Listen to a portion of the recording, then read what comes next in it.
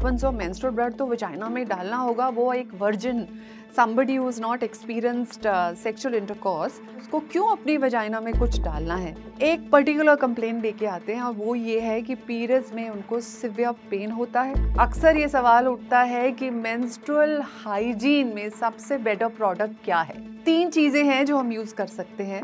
उसको आप इंसर्ट करते हैं, 4 से 6 घंटे तक आप उससे इस्तेमाल कर सकते हैं। वो ब्लड को सोख लेता है। पेन किलर्स लें ना लें, कितने लें, क्यों लें, तो उसमें मेरा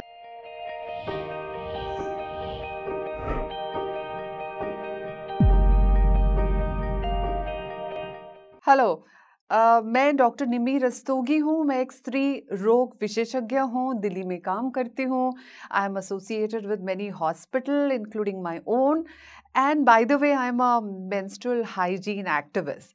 सो होता क्या है कि हमारे पास बहुत सारे पेशेंट्स बहुत सारी क्वेरीज लेके आते हैं। नॉर्मल भी होती हैं, कई क्वेरीज काफ़ी इंट्रीगिंग होती हैं। अक्सर ये सवाल उठता है कि मेंस्ट्रुअल हाइजीन में सबसे बेटर प्रोडक्ट क्या है। 3 चीज़ें हैं जो हम यूज़ कर सकते हैं। टेक्निकली ज़्यादातर लोग मेंस्ट्रुअल पैड्स यूज़ करते हैं। सालों से, मैं तो कहूँगी सदियों से लोग यूज़ करते आ रहे हैं। हर जगह मिलते हैं, सब्सिडाइज रेट पे मिलते हैं, ब्रांडेड मिलते हैं। मेंस्ट्रुअल पैंटीज भी आ गए हैं आजकल कि आप बस यूज़ कीजिए और वो उसके बाद आप इसको डिस्पोज कर सकते हैं। पैंटी लाइनर्स हैं, अगर आपका फ्लो बहुत कम है तो आप पैंटी लाइनर्स यूज़ कर सकते हैं। ये सब अच्छा ऑप्शन है, सब जानते हैं इसके बारे में। कुछ ऑप्शन जिनके बारे में लोग नहीं जानते हैं, तो देखिए जो टैम्पन्स है, टैम्पन्स को कुछ लोग टैम्पून्स भी बोलते हैं, but it is actually tampon. उसको आप इंसर्ट करते हैं। It is almost invasive. 4 से 6 घंटे तक आप उससे इस्तेमाल कर सकते हैं। माने उसको दैट वो इतना एब्जॉर्बेंट है कि वो ब्लड को सोख लेता है। टैम्पन से क्या होता है, क्योंकि ब्लड जो है आपकी बॉडी के अंदर ही है, पैड्स को तो आप निकाल के फेंक देंगे, टैम्पन्स ब्लड को एब्जॉर्ब कर रहे हैं और वो आपकी बॉडी के अंदर अगर 4 से 6 घंटे के से ज़्यादा रह गया तो उससे इन्फेक्शन हो सकता है। सेकेंडली, एक बहुत ही रेयर कॉम्प्लिकेशन होती है जिसे टॉक्सिक शॉक सिंड्रोम कहते हैं, TSS, वो हो सकता है जो कि स्टेफाइलोकोकस की वजह से होता है। तो ये रेयर कॉम्प्लिकेशंस हैं, लेकिन आपको माइंडफुल ज़रूर रहना चाहिए। अब हम आते हैं मेंस्ट्रुअल कप पे। मेंस्ट्रुअल कप एक्चुअली थोड़ी सी नई चीज़ है और थोड़ी सी एक्सपेंसिव है, लेकिन उसके फ़ायदे बहुत हैं। क्योंकि एक तो ये रीयूजेबल है, आप इसको पीरियड दौर के बाद अगले पीरियड, नेक्स्ट पीरियड, इवन 2-3 साल तक इस्तेमाल कर सकते हैं। तो क्या होता है कि ये मेडिकल ग्रेड सिलिकॉन से बनता है और ये अलग अलग शेप्स में आता है, अलग अलग कंसिस्टेंसी में आता है और जो लाइट जिनकी ब्लीडिंग है वो एक अलग तरह का साइज़ यूज़ कर सकते हैं। जो जिनका वजाइना थोड़ा सा लूज़ है वो एक अलग तरह का यूज़ कर सकते हैं। तो ये ऑन एन एवरेज 30 ml तक मेंस्ट्रुअल फ्लूइड, यानी आप समझिए जो एक एवरेज ब्लड फ्लो होता है वो पूरे 5 दिनों में जो बोला गया है वो 50 to 150 ml, यानी कि एक दिन में आप 30 से 50 ml तक मेंस्ट्रुअल ब्लड लूज करते हैं। तो अगर आप मेंस्ट्रुअल कप को लगाते हैं, एक तो उसको लगाने का तरीका आपको शुरुआत में सीखना पड़ेगा, कोई बहुत बड़ी रॉकेट साइंस नहीं है, आराम से आप सीख सकते हैं। उसका वीडियो भी आता है, उसके मैनुअल पे भी लिखा होता है। तो एक बार आपने मेंस्ट्रुअल कप डाल लिया, वो सारा फ्लूइड जो है वो इकट्ठा होता रहेगा। मेक श्योर कि ये लूज नहीं है, ये इल फिटिंग नहीं है जो आपको अनकंफर्टेबल लग रहा है, या आपके साइज के हिसाब से बहुत छोटा या बहुत बड़ा नहीं है। और मेक श्योर कि हर टाइम आप यूज करेंगे तो स्टरलाइज होना चाहिए। बहुत देर तक ये मेंस्ट्रुअल ब्लड को काफ़ी देर तक होल्ड करता है। तो विमेन ऑन द गो जो हैं, जो जिनको काम करना है, ट्रैवल करना है, इवन स्विमिंग करनी है, वो इसको इस्तेमाल कर सकती हैं। क्योंकि पैड लगा के तो आप नहीं स्विम कर सकते। स्विमिंग अगर आप कर रही हैं या स्पोर्ट कोई कर रहे हैं आप, तो उसमें आप ये समझिए कि या तो टैम्पन आपके पास ऑप्शन है या मेंस्ट्रुअल कप आपका ऑप्शन है। तो मैं तो कहूँगी कि लाइक देयर इज़ कोई ज़रूरत नहीं है मेंस्ट्रुअल पीरियड में अपने आप को रिस्ट्रिक्ट करने की। इनफैक्ट रेकमेंडेड है कि मेंस्ट्रुएशन में एक्टिव रहना चाहिए ताकि पीरियड्स क्रैम्प कम हो, आपकी रिप्रोडक्टिव हाइजीन अच्छी हो, आपकी मेंस्ट्रुअल हाइजीन अच्छी हो। कई बार ऐसे होता है कि हम पेशेंट्स को बताते हैं कि आप पेल्विक वॉशेस इस्तेमाल कर लीजिए। अब आप पूछेंगे पेल्विक वॉशेस क्या हैं? तो देखिए, पेल्विक वॉशेस वो लिक्विड है या सोप है जो जिसकी पीएच लेवल, स्पेशली वजाइना की पीएच लेवल को ध्यान में रखकर बनाया गया है। तो बहुत सारी आती हैं ब्रांडेड नेम, यहाँ तो मैं नहीं ले सकती, लेकिन हाँ, आप मार्केट में जाएंगे केमिस्ट के पास, विदाउट प्रिस्क्रिप्शन आप ये ले सकती हैं। अब मैं आपको बताऊंगी कि जिनका फ्लो हैवी है, जिनको क्लॉट्स हो रहे हैं, क्लॉट्स इन द सेंस कि क्लॉट्स बनते ही तभी हैं जब मेंस्ट्रुअल पीरियड हैवी होता है। तो जैसे क्लिनिकल कंडीशंस हैं, फाइब्रॉइड्स हैं, एंडोमेट्रियोसिस है, या पॉलिप है, या अबॉर्शन वाली ब्लीडिंग है, या प्रेगनेंसी में ब्लीडिंग हो रही है किसी वजह से, उनको मैं ये कहूँगी कि ये चीज़ें मेंस्ट्रुअल कप और जो टैम्पन्स हैं वो इस्तेमाल ना करें, बिकॉज उससे हम असेस नहीं कर पाएंगे कि कितना ब्लड जा रहा है, उसके हिसाब से हम ट्रीटमेंट नहीं कर पाएंगे। और जो क्लॉट्स हैं वो टैम्पन से अब्जॉर्ब नहीं करता है, बिकॉज वो ऑलरेडी सॉलिडिफाई हो चुके होते हैं। टैम्पन सिर्फ अब्जॉर्ब करता है लिक्विड को, फ्लूइड को। तो अगर आपको हैवी ब्लीडिंग हो रही है किसी वजह से, पहली बात तो आप अपने स्त्री रोग विशेषज्ञ से ज़रूर संपर्क करें कि आपको इतनी हैवी ब्लीडिंग हो क्यों रही है। और अगर आपको मिसाल के तौर पे अगर आपको फितरतन, यानी कि आपको हमेशा से ही हैवी ब्लीडिंग होती है, जो कि आपकी मेंस्ट्रुअल पैटर्न का एक हिस्सा है, तो फिर आप सोचें कि आपको शुरू के 2-3 दिनों में पैड्स इस्तेमाल करना है, और जब आपकी ब्लीडिंग तीसरे, चौथे, 5वें दिन डिक्लाइन हो रही है, तब आप टैम्पन इस्तेमाल कर सकते हैं। तो मिक्स एंड मैच भी आप कर सकते हैं। एक स्टडी हुई थी जिसमें हमने मेंस्ट्रुअल कप के साइड इफ़ेक्ट्स को असेस किया था, तो हमें ये कंक्लूजन हमने ड्रॉ किया था कि मेंस्ट्रुअल कप से इन्फेक्शन के चांसेस कम होते हैं। पैड्स में फिर भी इन्फेक्शन इतना नहीं होता है, क्योंकि एयर आती जाती है, लाइक जब आप पैंटी के अंदर पैड्स लगाते हैं तो ऐसा नहीं कि वो एयर टाइट हो जाता है, वो रॉट करता है। कितनी बार आप वॉशरूम जाते हैं, आप पैंटी उतारते हैं, पैड अगर लगा भी रह रहा है तो उसमें एयर का सर्कुलेशन होता है। तो इन्फेक्शन के चांसेस इतने ज़्यादा पैड्स में भी नहीं होते हैं, लेकिन हाँ, irritation, rash, allergy and discomfort, ये तो सभी गर्ल्स मेरे से अग्री करेंगी कि ये तो होता ही है। तो आपकी मर्जी है, like there is a wide range of products that you can use during the time you having menstrual period. अब सबसे ज़रूरी सवाल पे जब हम आते हैं कि सब लोग, स्पेशली माएँ, ये समझती हैं कि भाई टैम्पन्स और मेंस्ट्रुअल ब्लड तो वजाइना में डालना होगा, वो एक virgin, somebody who is not experienced sexual intercourse, एक वर्जिन लड़की या यंग एज की लड़की, उसको क्यों अपनी वजाइना में कुछ डालना है? बहुत अच्छा सवाल है, बहुत वैलिड और जायज़ सवाल है। इसका मेरे पास ये जवाब है कि टैम्पन से हाइमन ब्रेक नहीं होती है, मोस्ट लाइकली नहीं होती है। और हाइमन का क्या है, हाइमन तो स्पोर्ट्स में, हॉर्स राइडिंग में, स्विमिंग में, किसी में भी ब्रेक हो सकती है। तो वर्जिनिटी और हाइमन के बीच का जो मिथ है वो अब एग्जिस्ट नहीं करता है। फर्स्ट नाइट पे अगर आप ब्लीड नहीं करते हैं, दैट डजंट मीन कि आप सेक्सुअली एक्सपीरियंस्ड हैं। तो ये अपने दिमाग से निकाल दीजिए।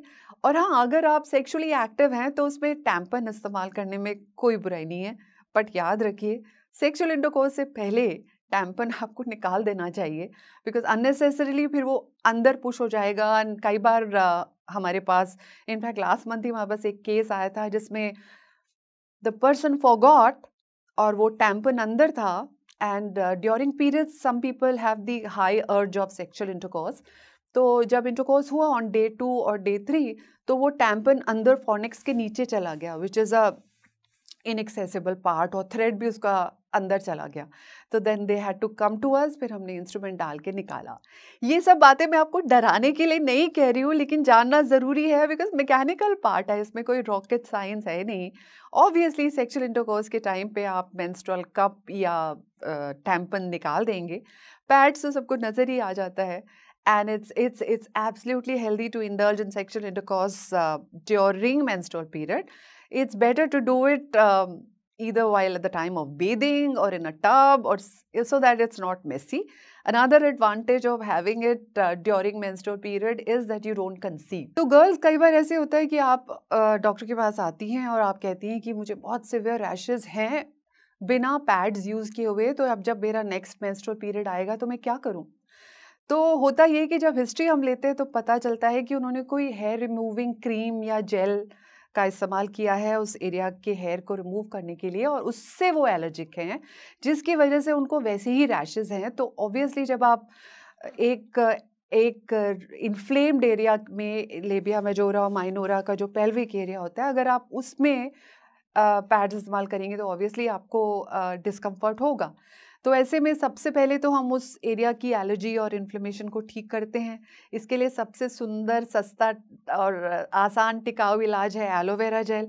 अगर आपको रैशेस हो रहे हैं तो आप एलोवेरा जेल लगा लीजिए, और अगले मेंस्ट्रुअल पीरियड में आप टैम्पन का इस्तेमाल कर लीजिए, या फिर कुछ मेडिकेटेड क्रीम्स भी आती हैं जिसमें माइल्ड स्टेरॉइड होता है, वो आप लगा लेंगी तो उससे पुराने रैशेस ख़त्म हो जाएंगे। और अगर आपको टैम्पन्स और मेंस्ट्रुअल कप यूज़ नहीं करना, यू आर स्टक अपॉन कि मुझे पैड्स यूज़ करने हैं, तो पैड यूज़ करने से पहले आप एक thin layer of this steroid ointment आप अपने फोल्ड्स में या जहाँ आपको रैशेस होते हैं वहाँ आप लगा लीजिए। उसके बाद आप पैड यूज़ करिए, और हर बार जब आप वॉश करती हैं तो कोई मॉइस्चराइज़र या एलोवेरा जेल आप अपने थाई के एरिया में लगा लें। उससे बहुत हद तक पॉसिबल है कि आपको आराम मिले। लेकिन अगर इंट्रैक्टेबल है, अगर ये वाकई ऐसे रैशेस हैं जो सिवियर एलर्जी की वजह से हुए हैं, then you have to take anti allergics, and for some time you have to not use menstrual pads, I mean sanitary pads. Sometimes हम पैंटी भी हटाने को बोल देते हैं बिकॉज उससे भी जो है रगड़ खाता है। तो रात में अगर जिन दिनों आपको पीरियड्स नहीं हो रहे हैं, रात में आप पैंटी ना पहने, and let the air circulate in that area for better healing. So girls, जब से मैंने प्रैक्टिस शुरू की है, I think 10 to 20% of my patients वो एक पर्टिकुलर कंप्लेन लेके आते हैं, और वो ये है कि पीरियड्स में उनको सिवियर पेन होता है। कई बार फर्स्ट डे होके ख़त्म हो जाता है, कई बार पूरे पीरियड्स चलता है, कई लोगों को पीरियड्स से पहले भी क्रैम्स शुरू हो जाते हैं, और वो जब पीरियड्स ख़त्म हो जाता है तो ख़त्म हो जाते हैं। तो अलग अलग पैटर्न्स हैं। Periods cramps is a big issue, but it's Fairlie easily treatable. यहाँ मेरे पास आपके लिए 2-3 एडवाइस हैं। पहली बात तो क्रैम्स को कुछ ऐसा अब नॉर्मल चीज़ नहीं माननी चाहिए। नॉर्मल जो स्पैज़मोडिक और कंजेस्टिव डिस्मेनोरिया, जिसको हम टेक्निकल लैंग्वेज में कहते हैं, वो होता है। वो होता है इसलिए कि देखिए, यूट्रस एक छोटा सा ऑर्गन है, स्पेशली इन दोज पीपल जिनके बच्चे नहीं हुए हैं, जिन्होंने कंसीव नहीं किया हुआ है, जो यंग गर्ल्स हैं। छोटा सा ऑर्गन है, उसमें खूब सारा ब्लड जो है वो फ्लो करता है। तो जब वो ब्लड की वजह से हैवी हो जाती है यूट्रस, उसका काम ये है कि उस जो अंदर से हर साइकिल में एक ब्लड कलेक्ट हो रहा है उसको निकालना। तो उस दौरान वो कॉन्ट्रैक्ट करती है, तो उसमें पेन होता है, और वो पेन क्योंकि नर्व सप्लाई बैक की और यूट्रस की एक जैसी होती है, तो वो उस वजह से बैक में भी फील होता है, लोअर एब्डोमेन में फील होता है, कुछ लोगों को ब्रेस्ट में टेंडरनेस होती है, because same hormone works on both the tissues. But अगर ये पेन पूरे पीरियड्स खिंच रहा है, बहुत सिवियर है, आपको इनकैपेसिटेट कर रहा है, आपके काम में रुकावट बन रहा है, या पीरियड से पहले 26-27 डे से शुरू होकर मिड साइकिल तक चल रहा है, तब ये एबनॉर्मल नहीं है। आप इसके लिए अपना चेकअप कराएं। You may be having endometriosis और पॉलीसिस्टिक ओवेरियन डिजीज और एनी इन्फेक्शन और anything which needs to be investigated, तो उसमें आप ज़रूर डॉक्टर के पास जाएं। और दूसरी एडवाइस मेरी आपके लिए ये है कि अगर दर्द हो रहा है तो आप ये ना सोचे मैं सह लूँगी, मैं कर लूँगी, मुझे नहीं लेना दवाई। दवाइयों से इतना परहेज़ मत करिए। जो पेन किलर्स होते हैं उनके कोई साइड इफ़ेक्ट्स नहीं हैं अगर आप 1, 2 या 3 ले रही हैं इन 5 डेज़। लेकिन जो उसकी वजह से आपका काम का लॉस होता है, आपको इमोशनल ट्रॉमा होता है, आपका जो फिज़िकल डिस्कम्फर्ट होता है, वो कॉस्ट ज़्यादा है। तो मैं अक्सर माँओं से भी ये कहती हूँ कि प्लीज़ ये ना कहें कि तू सह ले, बाद में ठीक हो जाएगा, ये तो होता ही है, हमें भी होता था, दादी अम्मा को भी होता था, तो ऐसा नहीं है। Please go ahead, take something like Buscopan, Meftal spas, बहुत सेफ चीज़ें हैं ये। और जो माइनर पेन है और जो normal part of menstrual period है, उसको ये बहुत आसानी से ईज़ ऑफ कर देता है। सो लेडीज़, अक्सर ये पूछा जाता है कि पेन किलर्स लें ना लें, कितने लें, क्यों लें? तो उसमें मेरा सवाल ये है कि हाँ, ज़्यादा दवाइयाँ नहीं खानी चाहिए। अगर आपका काम बिना पेन किलर के चल रहा है तो आप बहुत अच्छी बात है, आप सिकाई कर सकती हैं, आप हॉट बेवरेजेस ले सकती हैं, सर्दी के मौसम में आप गर्म सूप ले सकती हैं, whatever comforts you. Because pain के साथ-साथ बहुत सारे इमोशनल सिम्पटम्स भी होते हैं कि गुस्सा ज़्यादा आता है, कुछ लोगों को रोना आता है, कुछ लोगों को चक्कर आते हैं, कुछ लोगों का ज़बान का टेस्ट ख़राब हो जाता है, कुछ लोगों को बुखार चढ़ जाता है। तो ये सारे सिम्पटम्स जो हैं मैनेजेबल हैं, आप लाइफ़स्टाइल मॉडिफ़िकेशन करके देखिए। और अगर ये नहीं रिलीव हो रहे हैं तब जाके आप प्रिस्क्रिप्शन मेडिसिन ले सकती हैं। आजकल मेफेनेमिक एसिड के बारे में साइड इफ़ेक्ट्स के बारे में आ रहा है, लेकिन 1-2 टैबलेट से कोई नुकसान नहीं है। आप ले सकती हैं, उसके भी सब्स्टिट्यूट अवेलेबल हैं, बहुत सारे और सॉल्ट हैं जो मेफेनेमिक एसिड के जैसे ही काम करते हैं। ड्रोटावेरिन है, सिंपल पैरासिटामोल, डोलो 650 मिलीग्राम की है जो सेफेस्ट मेडिसिन है, वो एक अच्छा पेन किलर भी है। तो पेन किलर से परहेज़ ना करें, लेकिन हाँ उसका ओवर यूज़ भी ना करें। और stay active during menstrual period in every which sense. Stay active, stay productive and don't consider this a hindrance. इसको अपनी ज़िंदगी में कोई रुकावट ना जाने। इसके साथ ही मैं ये टॉक ख़त्म कर रही हूँ। अगर आपके कोई सवाल है तो I will be most happy to answer. Please write in the comments below. Till we meet again, नमस्ते। अपनी फिजिकल हेल्थ के साथ ही फाइनेंशियल हेल्थ और मजबूत करते हैं, नए स्किल सीखते हैं 100% जॉब गारंटी के साथ। चलिए जुड़ते हैं जोश टॉक्स जॉब फॉर विमेन से। नीचे दिए गए लिंक पर क्लिक करें।